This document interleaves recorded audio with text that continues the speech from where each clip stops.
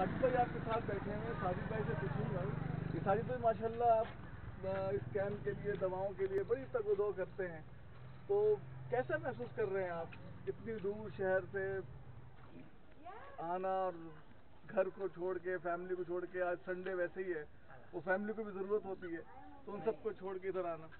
Family को छोड़ना, खैर अल्लाह उसके रसूल की रज़ा के लिए अगर हम छोड़ रहे हैं तो फैमिली को ये भी एक अच्छा नेक काम है।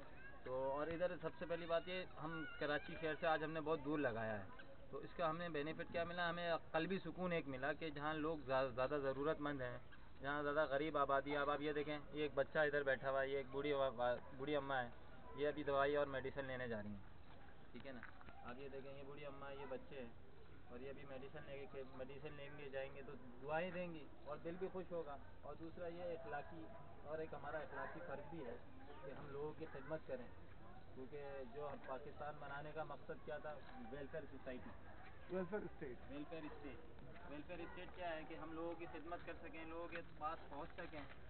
वेलफेयर स्टेट में तो बुनियादी कॉन्सेप्ट ये होता है कि स्टेट की रिस्पॉन्सिबिलिटी है, यानी कि स्टेट जहाँ फेलियर है स्टेट का, वहाँ आप आगे आ रहे हैं और काम कर रहे हैं। स्टेट का फेलियर तो हम यहाँ तक के अब ले सकते हैं कि अब मदीने की रियासत का नाम लिया जा रहा है और हम वेलफेयर स्टेट नहीं बना सके, तो ये तो हमारे लिए अलमिया है। इसी वजह से जब हमारी रियासती इदारे ये काम नहीं कर रहे तो यहाँ हम एनजीओज़ के तौर पे हम आते हैं, क्योंकि अकेला बंदा तो यहाँ काम नहीं कर सकता। यहाँ तो एनजीओज़ के साथ ही काम हो सकता है, और एनजीओज़ के साथ बेहतरीन काम है। अभी जैसे मस्जिद है, अभी ये मदरसा भी इधर चल रहा है, और अल्हम्दुलिल्लाह हमने मदरसे में ही कैंप लगाया है, सारी इंतजाम मदरसे में किया है।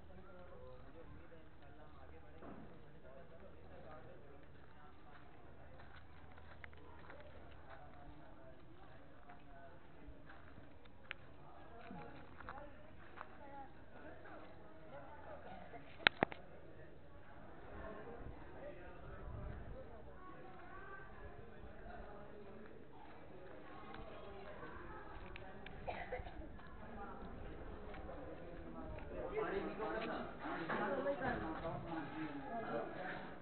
पानी की सप्लाई है, खाना पानी आ रहा है, लाइन का पानी आ रहा है, बिजली का पानी आ रहा है,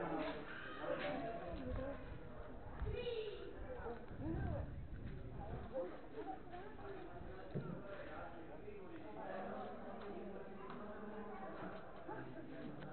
है ये बंद हो गया।